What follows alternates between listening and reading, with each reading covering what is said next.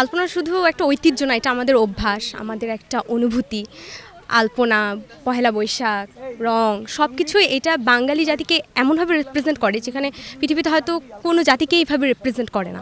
তো আলপনা শুধু একটা জাতির অংশ না, এটা আমাদের অভ্যাস। আমাদের নিত্য দৈনন্দিন যে কাজ কারবার আছে সেখানেও আলপনা আছে। আমরা যখন আমাদের যে কোনোখানে দেশে বিদেশে যেখানেই যাই, যদি আলপনা দেখি তখন আমাদের ওই জাতিসত্তাটা অনেক বেশি জাগ্রত হয়। তো আলপনা শুধু আলপনা নয়, আলপনা আমাদের একটা অনুভূতি।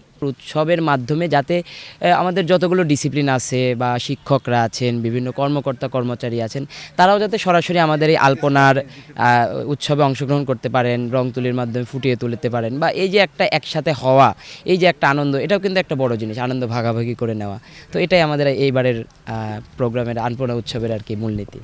আলপনা আসলে আমাদের বাঙালির ঐতিহ্য, সংস্কৃতি।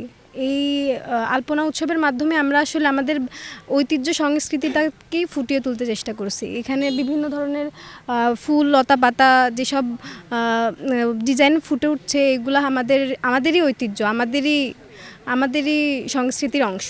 যেহেতু আমাদের নিজেদের প্রোগ্রাম আর চারুকলা হিসেবে প্রত্যেক বছর আলপনা দিয়াতে আমরা থাকি, আর এবছরও একদম পুরো বিশ্ববিদ্যালয়ে আমরা আলপনা দিচ্ছি, তো খুব ভালো লাগার একটা ব্যাপার এটা আমাদের জন্য। পহেলা বৈশাখের এক অবিচ্ছেদ্য অংশই বলতে গেলে আলপনা।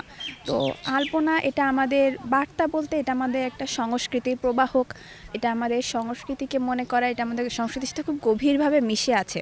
এবং একই সাথে এই যে খুলনা বিশ্ববিদ্যালয়ের আলপনা পহেলা বৈশাখের সময়, এটা আমাদের একটা অটোমেটিক্যালি এটা আমাদের একটা উৎসব।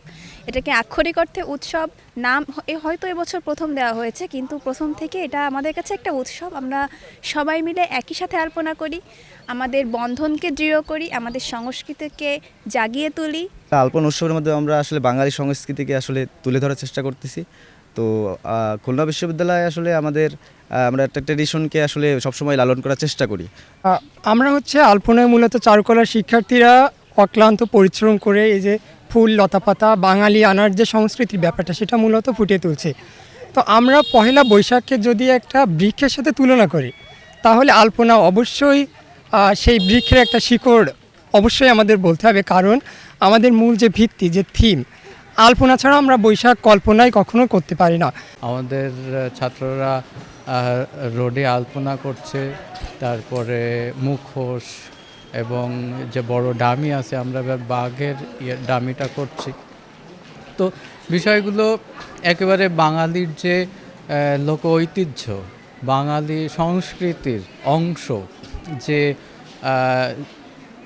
গ্রামগঞ্জে যে লোকশিল্প ছিল, সরা চিত্র, সেই সেইগুলোরই আরও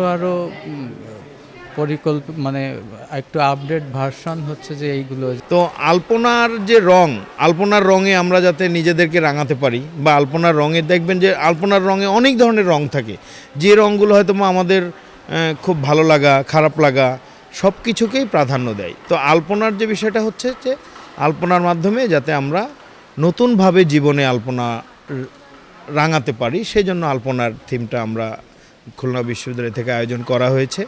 আলপনা হয়েছে কি, এটা হলো মানে কি বলবো, যে আমার মনের যে আবেগ, আমার মনের যে নববর্ষের চেতনা, এটাকে যদি আমি ফুটে তুলতে চাই, তা এটা আলপনার বিকল্প নাই। কারণ আমি তো অনেক কিছু বলতে পারি আমার কথা দিয়ে, ভাষা দিয়ে, কিন্তু যে এই যে বাঙালির চিরাচরিত যে তাদের যে ইতিহাস বা ঐতিহ্য, সেইটাকে যদি আমরা তুলে ধরতে চাই, তাই এটা অবশ্যই আলপনার মাধ্যমে এটা আসতে হবে, আদারওয়াইজ এটাকে পূর্ণাঙ্গ রূপ দেওয়া সম্ভব না।